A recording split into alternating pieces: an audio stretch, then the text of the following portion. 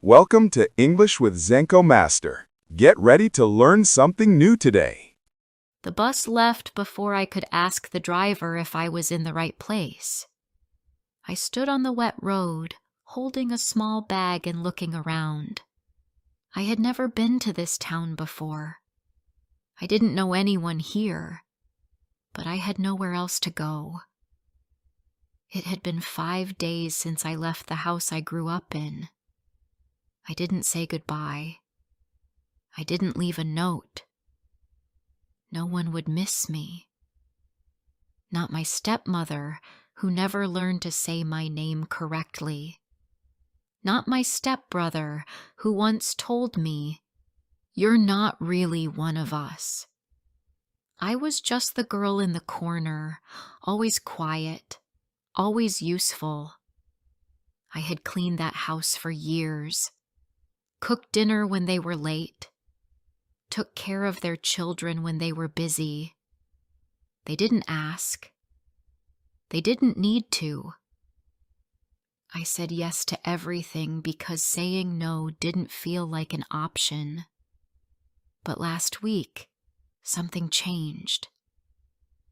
I found an old box in the attic while cleaning.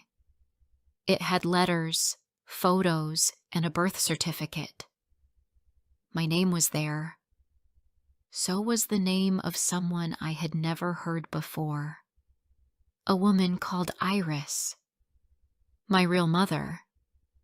The papers said she died when I was 3. But something about the writing didn't make sense. One letter said she left, not died. It was from a stranger. The note was short. "I couldn't take you with me. They wouldn't allow it. But one day, I hope you understand. Love, Iris." I didn't know what to believe, but I knew this. My life didn't feel like mine. I was tired of living like a guest in a house that called itself a home. I took some cash I had saved from helping a neighbor with her sewing. I didn't plan much. I just picked a place on the map and left. I told myself I was looking for something. Maybe a sign. Maybe a person. Maybe nothing. But I had to go. Now, I stood in a small town surrounded by trees and fog. The only sound was the rain falling on leaves. I followed a narrow road, hoping to find somewhere dry. My shoes were soaked. My jacket was thin. My hands were red from the cold. After a few minutes, I saw a building. It looked like an old house turned into something else. A sign read, "Maple View Rest Home." I didn't know what it meant, but I walked closer. Inside, the air was warm. A woman at the desk looked surprised when she saw me. "Are you here for someone?" she asked. I said no. I didn't know why I was there.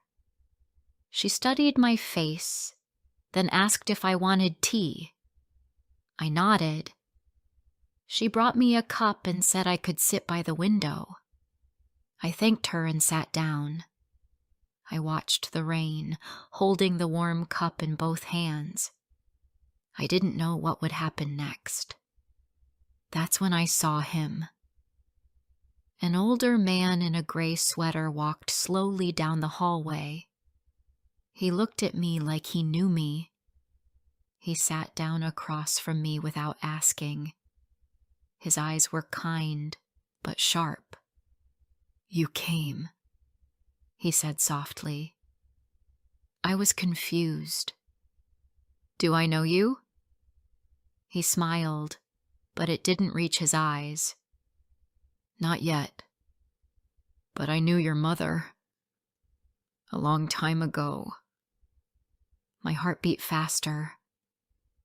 "Iris?" He nodded. I didn't speak. I didn't know what to ask first. He seemed to understand. "She stayed here once," he said. "Many years ago. After she left the city, she wanted to come back for you. But she couldn't.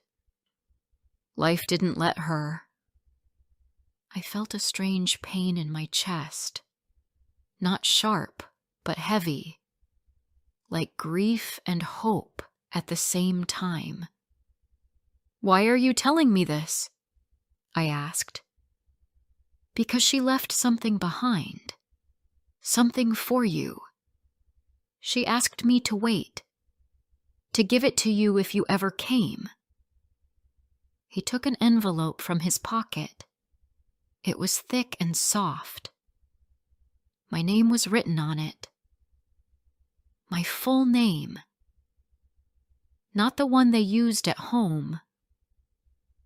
I held it for a long time before opening it. Inside was a letter. And a key. The letter was short. Like the one I had found in the attic. It said she had planned to return. She had saved some money. She had found a place for us. But she never made it. She got sick, and no one told her how bad it was. She died in this same town, not far from where I now sat. The key was for a small cottage by the lake. She had bought it. The man told me it was still there. No one ever lived in it. She left it in my name. I didn't know what to say. I had spent my whole life feeling like I didn't belong anywhere. And now, a stranger handed me a key to something that was mine. "You have a choice now," the man said. "You can stay. You can leave. You can visit the house. Or throw the key away. But the life behind that door is yours to decide." For the first time in a long time, I felt something inside me shift. I wasn't someone's burden. I wasn't someone's helper. I was a person with a name, with a key, with a choice. I looked at the man and said thank you. Not just for the envelope, but for seeing me, for telling me something true. That evening, I walked to the lake. The path was quiet. The air smelled like wet earth and pine trees. When I reached the cottage, I stood outside for a long time. It looked small but strong, like it had been waiting. I put the key in the door. It turned. "Before I share the rest of my story, could you please tell me where you're from? It gives me strength to know there's someone out there who listens to me, who understands me. It means a lot to me." The door opened with a soft sound. I stepped inside and looked around. The air smelled like wood and something sweet like dried flowers. The room was small but warm. There was a bed with a thick blanket, a table by the window, and a shelf filled with books. Everything looked clean but untouched. It was quiet, the kind of quiet that felt safe, not empty. I closed the door behind me and stood still for a moment. My bag dropped to the floor, and I sat on the bed. I didn't cry. I didn't smile. I just breathed. The next morning, I woke up early. The sky outside was gray, but the cottage felt bright. I found a kettle and made tea. There was still sugar and dried fruit in the small kitchen. It felt strange, like the house had waited all these years, holding little things in place for me. After breakfast, I walked into town. I needed food and maybe something more, maybe proof that I wasn't dreaming. The streets were quiet. A few people walked past me, but no one stared. I found a small shop and bought bread, apples, and a can of soup. The woman at the counter asked, "You're new here?" I nodded. "Moved in by the lake?" I nodded again. She smiled. "That place has been empty a long time. It's good to see someone finally open the door." Her words stayed with me. Open the door. It sounded simple, but it wasn't. I had closed so many doors before. On people, on hope, on myself. This one was different. It opened towards something, not away. Each day after that felt like learning a new language. A language of silence, of slow mornings and quiet choices. I swept the floor. I cleaned the windows. I washed the sheets and put fresh flowers in a jar by the bed. There was no one telling me what to do. No one asking me for anything. At first it felt strange. Then it felt peaceful. I started reading the books on the shelf. They were old, with soft pages and names written in the corners. Some had notes in the margins. I didn't recognize the handwriting, but I liked it. It felt like someone speaking from another time. One afternoon, while reading, I found a letter hidden in a book. It was folded and yellow with age. The writing was familiar. It was my mother's. She wrote about dreams. Small dreams, like walking by the lake or baking bread. She wrote about fear, too. Fear of losing me, of never being forgiven. She ended the letter with, "If you ever find this, I want you to know, I loved you, even when I was gone." I read that line 3 times. Then I held the letter to my chest. She was gone. Yes. But her words were here. And somehow, that made her feel closer than ever before. That night, I lit a candle and sat outside. The wind was soft, and the lake moved like silver in the dark. I thought about my old life, the people who looked through me, the walls that felt like cages. And I thought about the man in the rest home. I didn't know his name, but he had waited. He had kept her promise. That meant something. The next morning, I returned to the rest home. I asked the woman at the desk if I could speak with him again. She smiled kindly. "He's not feeling well today, but you can sit with him if you want." I found him in a quiet room, lying on a bed near the window. He looked tired but calm. I sat beside him and said thank you.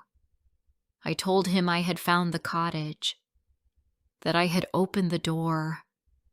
He smiled faintly. "Then she can rest." I didn't understand what he meant at first, but then I did. He wasn't talking about himself.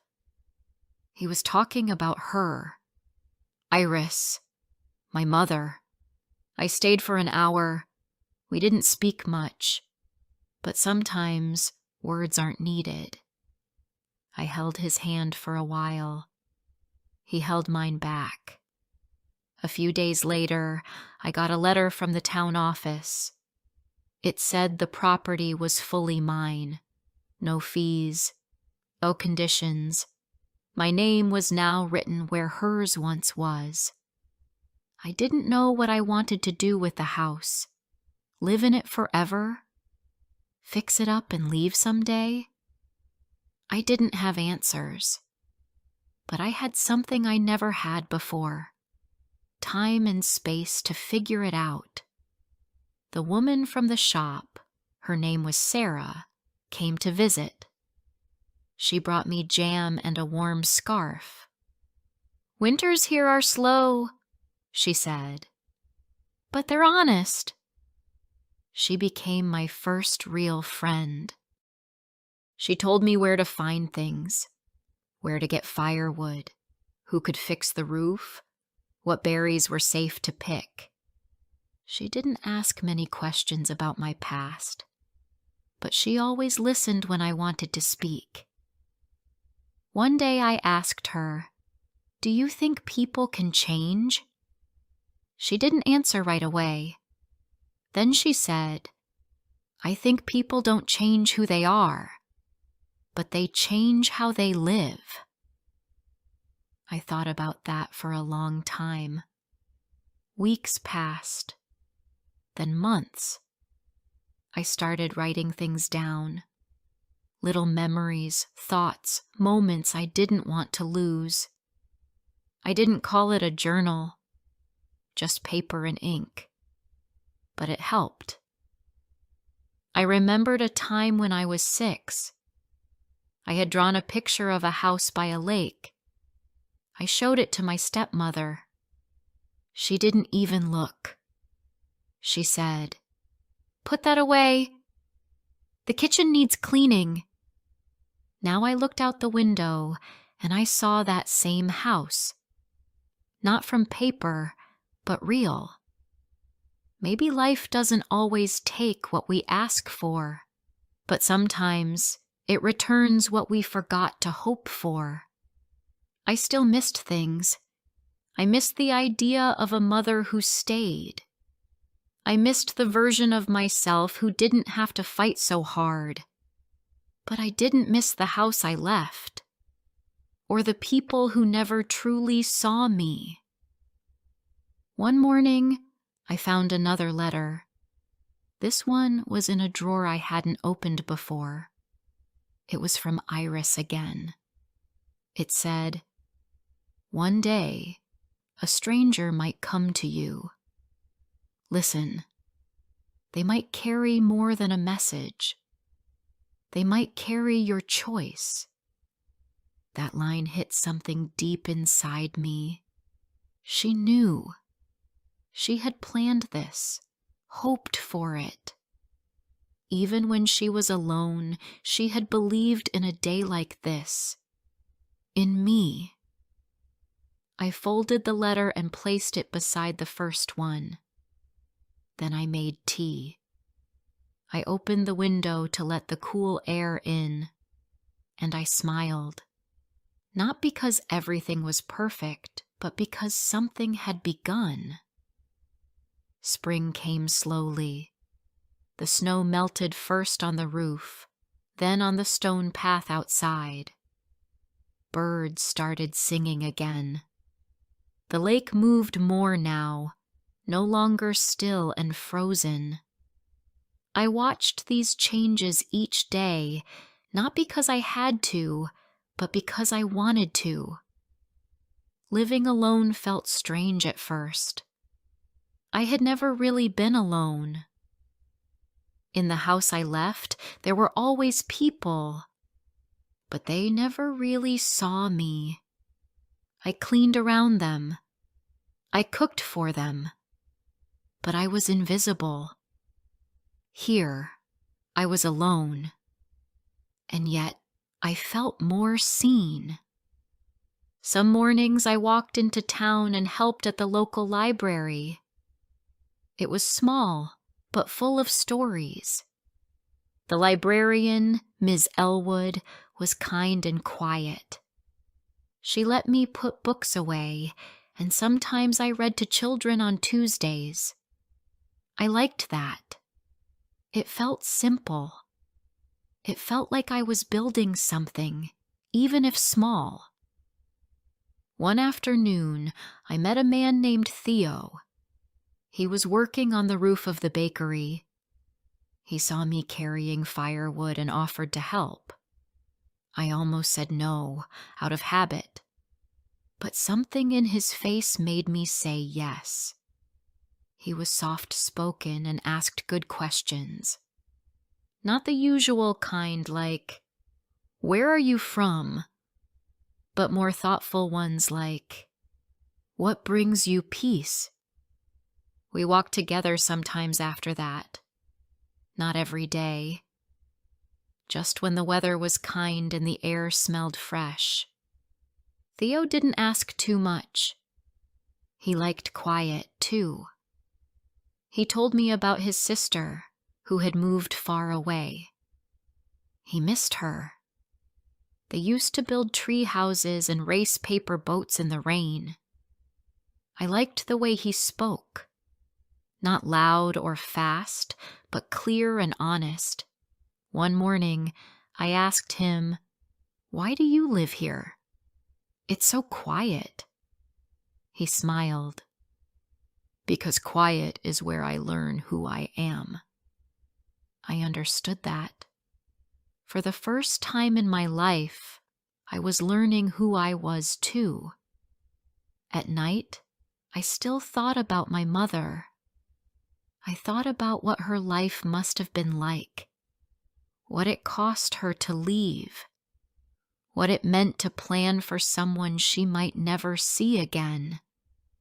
That kind of hope was bigger than anything I had known. I went back to the rest home again. The man who had given me the letter was still there, though weaker. His voice was slower, but his eyes were the same. I sat with him by the window and told him how I had planted a few flowers outside the cottage. Yellow ones. He smiled. "She liked yellow," he said softly.